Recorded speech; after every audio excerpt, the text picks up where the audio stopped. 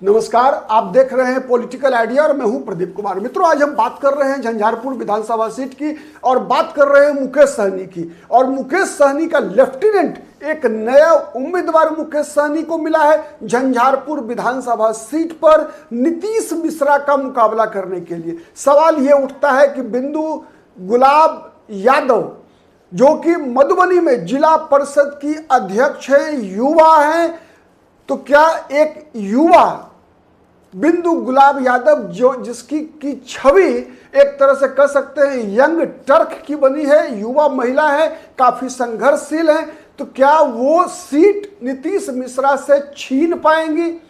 और इसको छीनने में मुकेश सहनी का की क्या भूमिका होगी, आज हम इस पे बात करते हैं। हम बात कर रहे हैं झंझारपुर विधानसभा सीट की। आपको पता है झंझारपुर वो विधानसभा सीट है जहां से लगातार कई बार जो वर्तमान में विधायक है नीतीश मिश्रा, वो भी 3 बार जीत चुके हैं। और उससे पहले उनके पिता डॉक्टर जगन्नाथ मिश्रा, जो कि बिहार के पूर्व मुख्यमंत्री थे, वो भी कई चुनाव झंझारपुर विधानसभा सीट से जीत चुके हैं। जहां तक बात 2020 के विधानसभा चुनाव की थी, तो 2020 के विधानसभा चुनाव में राष्ट्रीय जनता दल ने इसी बिंदु गुलाब यादव के पिता गुलाब यादव का टिकट काट दिया था, जबकि वो जीते हुए उम्मीदवार थे। आपकी जानकारी के लिए बताऊं कि 2015 के विधानसभा चुनाव में बिंदु गुलाब यादव ने नीतीश मिश्रा को चुनाव में पराजित कर दिया था। 2015 के विधानसभा चुनाव में मात्र, वैसे हार हुई थी मात्र नीतीश मिश्रा की 834 वोट से, लेकिन इन 5 वर्षों के अंदर 5 वर्षों के लिए नीतीश मिश्रा को विधानसभा से बाहर रहना पड़ा था, और जबकि वो उस समय में मंत्री हुआ करते थे। आपको याद होगा जीतन राम मांझी की सरकार में नीतीश मिश्रा बहुत ही महत्वपूर्ण मंत्रालय उनके पास था। और जीतन राम मांझी के साथ ही वो नीतीश कुमार की पार्टी में जब विभाजन हुआ था 2015 में, तो उसी चुनाव नीतीश कुमार को छोड़कर नीतीश मिश्रा आ गए थे हिंदुस्तानी अवामी मोर्चा के साथ। और 2015 का विधान चुनाव से कुछ दिन पहले वो भारतीय जनता पार्टी में शामिल हो गए थे और 834 वोट से हार गए थे। लेकिन 2020 में जब गुलाब यादव की टिकट कट गई और काटकर वो सीट लालू प्रसाद यादव ने दे दिया सीपीआई को, और सीपीआई से वहां राम नारायण यादव उम्मीदवार बने, और राम नारायण यादव को नीतीश मिश्रा ने 41,788 मतलब भारी मतों से हराया था। और कहा जाता है कि राम नारायण यादव की हार से गुलाब यादव भी काफी खुश हुए थे। उसके बाद जो विधान परिषद का चुनाव हुआ, विधान परिषद के चुनाव में अंबिका गुलाब यादव की पत्नी अंबिका गुलाब यादव, वो एमएलसी का चुनाव जीती। एमएलसी हैं, अभी बिहार विधान परिषद की सदस्य हैं। और जब जिला परिषद का चुनाव हुआ तो उनकी पुत्री बिंदु गुलाब यादव, जो कि पढ़ी लिखी है, युवा चेहरा है, उन्होंने वो जिला पार्षद बनी पहले, फिर जिला परिषद की अध्यक्ष भी चुनी गई, और वर्तमान में वो जिला परिषद की अध्यक्ष है। निर्दलीय जीती है। ये एक सबसे बड़ी बात क्या है कि निर्दलीय जीती चुनाव, मतलब किसी पार्टी के सिंबल पर नहीं लड़े। वैसे भी जो जिला पार्षद परिषद का चुनाव होता है वो निर्दलीय होता है, लेकिन जो विधान परिषद का चुनाव जो अंबिका गुलाब यादव जीती थी, गुलाब यादव की पत्नी अंबिका गुलाब यादव, वो निर्दलीय चुनाव जीती। तो हम मान के चलते हैं कि अभी न गुलाब यादव, न अंबिका गुलाब यादव, न बिंदु गुलाब यादव अभी किसी पार्टी में नहीं थी, और वो वीआईपी में मुकेश सहनी की पार्टी में विगत दिनों शामिल हो गई हैं। काफी जोर शोर से तामझाम के साथ शामिल हुई है। और तो सवाल क्या उठता यह है कि क्या अपने पिता की तरह बिंदु गुलाब यादव भी नीतीश मिश्रा से सीट छीन पाएंगी? यह सबसे बड़ा सवाल है। तो हम जानने का प्रयास करते हैं कि उस सीट का समीकरण क्या है। अगर हम देखा जाए पहले उसके इतिहास के बारे में, तो जैसा मैंने बताया कि 2010 के विधानसभा चुनाव में वहां नीतीश मिश्रा चुनाव जीते थे, और नीतीश मिश्रा ने हराया था किसको? तो आपको याद होगा 2010 के विधानसभा चुनाव में जो है कांग्रेस और राष्ट्रीय जनता दल अलग अलग चुनाव लड़ी थी, और राष्ट्रीय जनता दल के उम्मीदवार थे वहां से जगत नारायण सिंह। तो जगत नारायण सिंह को 20,681 वोटों से हराया था नीतीश मिश्रा ने, और कांग्रेस पार्टी के उम्मीदवार थे हरखू झा, उनको मिला था लगभग 5869 वोट। तो इस तरीके से नीतीश मिश्रा लगभग आराम से कह सकते हैं 2010 में चुनाव जीत गए थे। फिर 2015 में मैंने बताया कि जिस प्रकार से 834 वोट से जो है वो चुनाव हार गए थे, लेकिन उनकी हार में सबसे बड़ा कारण रहा था सुनील झा का।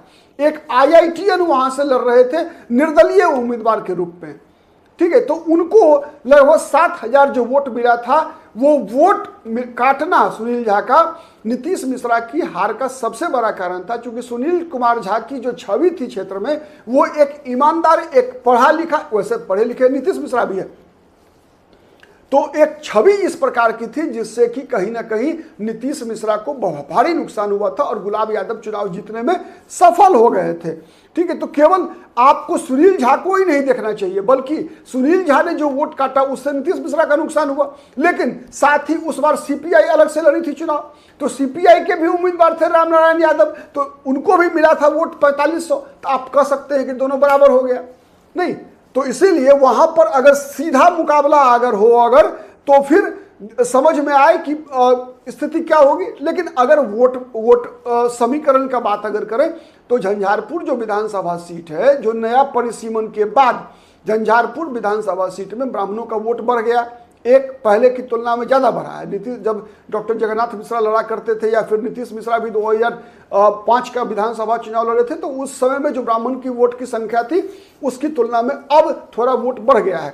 तो वोट को आप 4 कैटेगरी में बांट कर देख सकते हैं झंझारपुर विधानसभा सीट पर। एक तो है ब्राह्मणों का वोट, उसके बाद यादव जाति का वोट, दूसरा है मुसलमान का वोट, तीसरा और चौथा है अति पिछड़ों का वोट।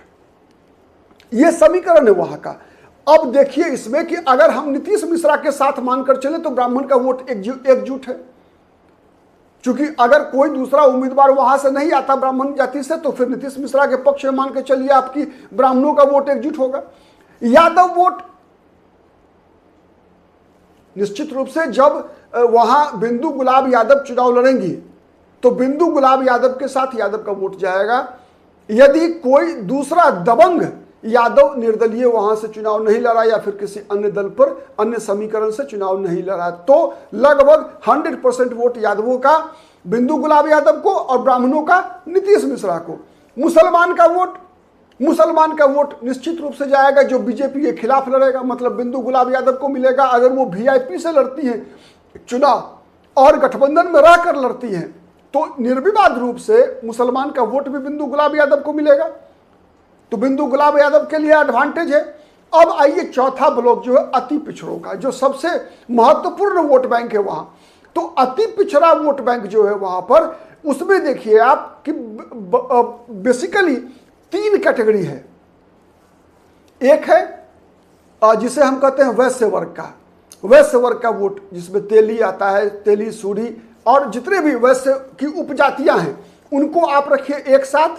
दूसरा कैटेगरी है धानुक जाति का, जो कि पारंपरिक रूप से देखेंगे आप 20 वर्षों से लगातार, जब से नीतीश कुमार और भारतीय जनता पार्टी साथ में आकर सरकार में रही और चुनाव लड़ती रही, तो ये धानुक वोट बैंक जो है वो झंझारपुर विधानसभा सीट पर लगभग बीजेपी और NDA के साथ जाता रहा है, चाहे वो लोकसभा का चुनाव हो चाहे विधानसभा का चुनाव हो। लेकिन इस बार एक पेच है, अब इसमें परीक्षा होनी है मंगनीलाल मंडल की, क्योंकि राष्ट्रीय जनता दल ने बहुत ही उम्मीद से, अब बहुत ही तामझाम से मंगनीलाल मंडल को प्रदेश अध्यक्ष बनाया है। झंझारपुर के ही रहने वाले हैं, धानुक जाति के हैं, तो क्या मंगनीलाल मंडल धानुक जाति का वोट काट पाते हैं या नहीं काट पाते हैं? अब तक नहीं कटा है। 20-25 वर्षों से मैं बता रहा हूं वो वोट NDA के साथ है, बीजेपी के साथ है, जदयू के साथ है। नीतीश कुमार भी जब अलग हो गए थे बीजेपी से 2014 के लोकसभा चुनाव में, तब भी वह वोट बीजेपी के साथ रहा था, इसीलिए वो धानुक वोट बीजेपी के साथ है। लेकिन अब मंगनीलाल मंडल क्या वो वोट दिला पाएंगे राजद या गठबंधन, महागठबंधन के उम्मीदवार को? ये उनकी परीक्षा होगी, ठीक है। तो वैश्य और उपजाति बीजेपी के साथ मान के चलिए, तो फिर यहां पर लेने के बराबर होता है ये। और तीसरा जो ग्रुप है अति पिछड़ी जाति में, वो है सहनी जाति का। सहनी जाति का बहुत ज़्यादा वोट है और यही मेन रीजन है जिस कारण से बिंदु गुलाब यादव ने वीआईपी का चुनाव किया, चुनाव लड़ने के लिए वहां से, कि अगर यादव मुसलमान मल्लाह का अगर ये मिल जाते हैं अगर, तो नीतीश मिश्रा को भयंकर चुनौती देंगी बिंदु गुलाब यादव। इस बात में कहीं कोई शक नहीं है, मुकाबला कड़ा होगा, ठीक है। और अगर धानुक को पलटा लिया अगर मंगनीलाल मंडल ने, तो नीतीश मिश्रा चारों खाने चित भी हो सकते हैं। नोट करके रख लीजिए, यही समीकरण जाएगा झंझारपुर में अगर ये सीधा मुकाबला होता है कोई और तीसरा कोई महत्वपूर्ण उम्मीदवार किसी महत्वपूर्ण राजनीतिक दल से के सिंबल पर चुनाव नहीं लड़ता है, तो मुकाबला जबरदस्त होगा। इस बार 44,000 से नीतीश मिश्रा नहीं जीतेंगे।